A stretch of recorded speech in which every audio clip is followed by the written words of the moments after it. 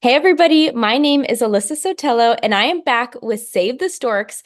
And on the channel today, we have Dr. Karysse. Dr. Karysse, thank you so much for coming on the channel today and sharing with us all of your knowledge. Can you tell us a little bit about who you are and what you do? Yes, thanks for having me today, Alyssa. So, I am a board certified obstetrician and gynecologic surgeon, and I practice OBGYN, helping women, especially when they're in an emergent condition, if they're in labor or if they have an ectopic pregnancy, or even if they come through the emergency room after having had an abortion and having some type of bleeding emergency or other emergency. And I, for Save the Storks, am our national medical director, overseeing our clinical programming, making sure that our partners are offering gold standard medical care for women and children. That's amazing. Thank you so much for all that you do. It's so amazing to see a medical professional who is so passionate about being pro-life and just like giving rights to every human being. I think that's amazing. I think that all medical professionals should have that viewpoint. And that kind of brings me to my first question for you. Why do you think this is such a highly debated topic, abortion? Why is that such a highly debated topic within the medical field? Wouldn't you think that that would be a really straightforward conversation? It's a great question. So, every doctor takes a Hippocratic oath when we become physicians, making sure that we will do no harm to our patients.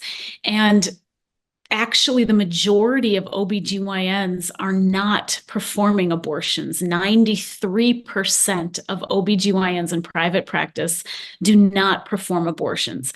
So we take the role of caring for the woman and her unborn child very seriously. But there is a politically charged portion of OBGYNs who believe that abortion should be offered. And I think there's a lot of misinformation about the risks of abortion. Many OBGYNs, physicians, and people aren't able to see the full complement of research showing the true risks of abortion to women.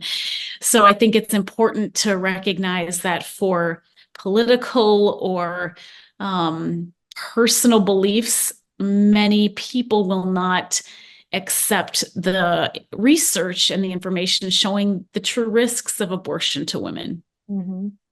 Wow, I had no idea that the like vast majority of OBGYNs are not performing abortions. I really thought that it was like at least like majority, which is crazy because that's how it Yeah. looks like in the media. It seems like, oh no, it's just simple like healthcare everyone should provide. No, yes, that is definitely how the media portrays it and how pro-abortion advocates portray that every OBGYN is performing abortions and up in arms when there's abortion restrictions, but the opposite is true. Wow. Have you personally like come into contact, had conversations with people who you disagree with in your field? And I'm curious, like, how have those conversations gone? hmm Yes.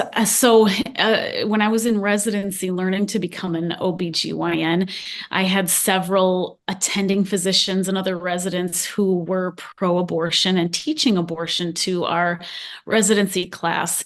And I had many conversations understanding their viewpoint, Mhm. and also which caused me to do extensive research personally on the risks of abortion, not just in the United States research, but internationally, looking at the whole body of medical research regarding risks of abortion to women. And that has helped me to come up with a true medically significant stance that helps women to choose life for their baby, which is the healthiest decision for themselves. And then they can choose if they want to parent this child or offer the child for adoption or do part time or temporary foster parenting until they're ready to parent. In fact, there's more families waiting to adopt children in America than there are children being offered in adoption. Wow, that's amazing. I think it's incredible that, having those conversations, learning the alternative, learning, the mindset and perspective of someone who might, be a physician, but also be abortion minded, or be willing to perform abortions. I think it's fascinating that that's what kind of drove you into research, in the other way. I feel like that's a lot of times how that goes, at least for me. Um, I feel like I'm so much more educated whenever I'm able to have those conversations with someone who has a different perspective than me. Because I truly I want to be challenged by someone else. I want to be challenged by their thoughts because I'm like, clearly, people are so passionate about this on both sides. Half of the room is thinking like, oh, you're taking away rights from women. And we're like, no, we think, you're taking away rights from babies, and women. And so I think that it's so charged, and that's part of the problem. And obviously one side's wrong, one side's right, and people know where we lie on that. But it's interesting what can happen when we start thinking of the other person's perspective and use that in our conversations with people. Like, oh, I understand that. Like, tell me more, and then kind of like put in your the information that you've found on your side. So fascinating. Yeah, I love it's exactly true. And I always try to start a conversation with someone who has a different viewpoint, who is pro-abortion by saying, finding a common ground. We don't Right, have to start being enemies, right. especially as people who are putting women first, being pro-life. I like to start by saying we both have a passion for women's health care, and you have your pro-abortion stance because typically you are trying to care for women in the best way possible. And if that's true, then we both have that common ground where we are putting women first, making sure that women are getting the best holistic health care that they deserve. And the reason I am pro life is because I found that abortion is incredibly harmful to women. And Mm, in fact, even 2 million female babies are aborted every year due to sex selection yeah, internationally. So abortion not only harms the mother, but harms women internationally by reducing the numbers of females on our planet. So helping educate and come to a common ground, I think, is a great place to start planting seeds of pro-life, being pro-woman, and pro-healthcare. right. Yeah, absolutely. And with all of the advances in our technology today, I mean, I feel like it's really hard to not see, the pro-life stance as being pro-women. I mean, I feel like there are so many more risks that come along with abortion than come along with, having birth. And that doesn't mean, I mean, I don't believe that anyone has to be, parenting their child if they're in a situation that like they're unfit to be a parent or whatever it may be. Obviously, that's the ideal that everyone gets to parent their own child. But unfortunately, that's not the reality in a lot of cases. But it seems like it is far less, risky to have a child than to have an abortion. What would you think about that? What would you say? Yeah, in fact, it is significantly more risky to have an abortion than to continue that pregnancy and deliver a child. We Wow. know that childbirth is protective to the Mhm. female body, preventing breast cancer in the future, Wow. preventing pelvic cancers, uterine and ovarian cancers in the future. So, abortion has high risks associated with it. And this is not just proven in the United States, but these statistics are widely studied and proven internationally and accepted in international medical literature. There's a 40% increased risk of getting breast cancer for women who have had just one abortion, and that risk increases for each abortion thereafter. There's an 81% increased risk of having a chronic mental health condition for women who have had one abortion, and it increases thereafter. We know that women who have abortions have a 36% increased risk of having preterm birth if they are able to get pregnant again, because abortion has the risk of damaging the cervix permanently. And that preterm birth can lead to a future child who has special needs or is in the neonatal and intensive care unit for an extended stay. And then we know that abortion has the risk of harming the uterus permanently, requiring surgery or a hospital stay for antibiotics or blood transfusions. And I've definitely taken care of women in all of those scenarios who have had abortions and had an infection or hemorrhaging or needed surgery because of uterine damage. So abortion is risky. And especially now that abortion medication at home abortion is increasing, the risks are skyrocketing. Right. Yeah. You know what I hear all the time actually on TikTok, Instagram, wherever, and I'm sure people watching have heard this before, is that Tylenol is just as dangerous as the abortion pill. Yeah, that is definitely misinformation. Yeah. The abortion pill not only ends a life inside of the womb, but also has all of those risks that I just mentioned for Yeah. the mother.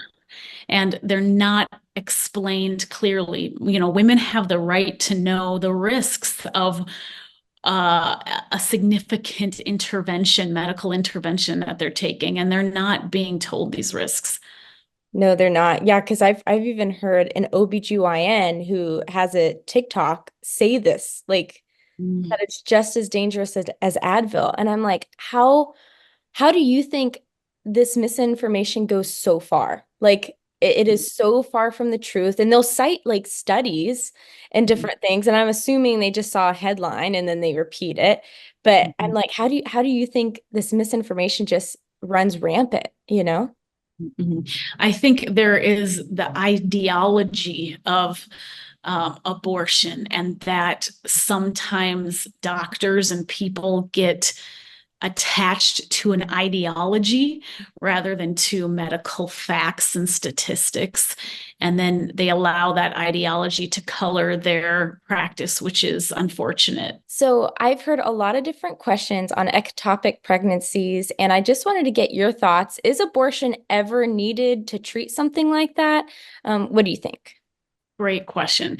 So anytime that abortion is restricted in a state or a country, there is always the ability for a mom to receive the care she needs if her life is in danger.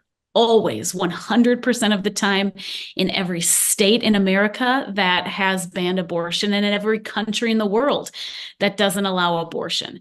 So, in the case of ectopic pregnancy, that is when a pregnancy is growing outside of the uterus, typically in the fallopian tube or sometimes on top of the ovary.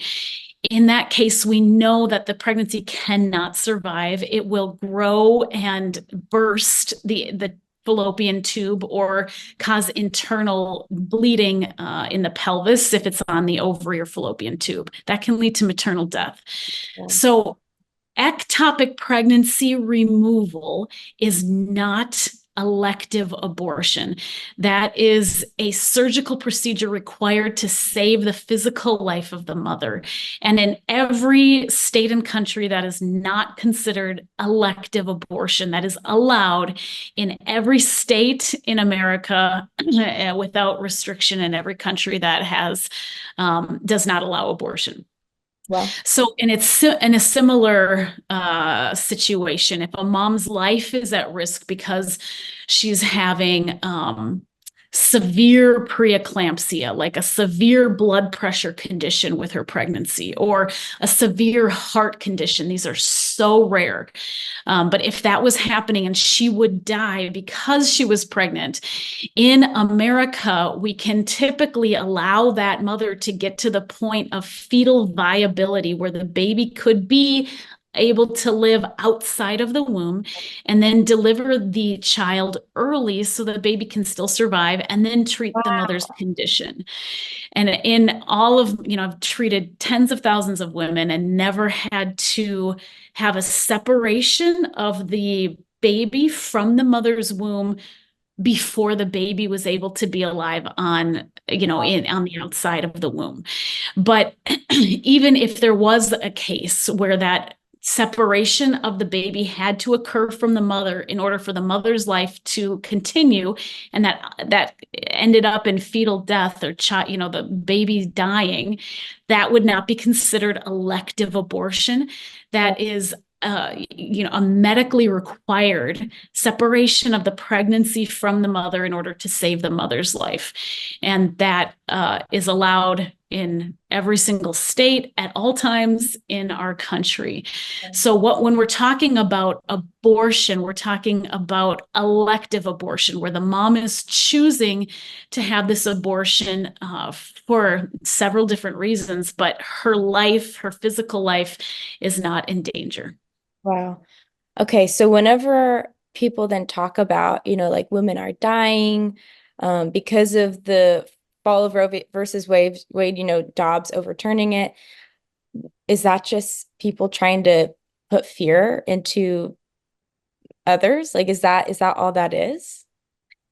Yeah, it is completely untrue that women are dying because they're not allowed to have a separation of their pregnancy from themselves if their life is in danger. Right, That's right. just completely untrue. It's completely false in every single state in America. I think educating ourselves is just so important to see the strategy, see the strategy on the other side of people who are pro-abortion and trying to make this as prevalent as it ever has been, as it's been given over to the states since Dobbs.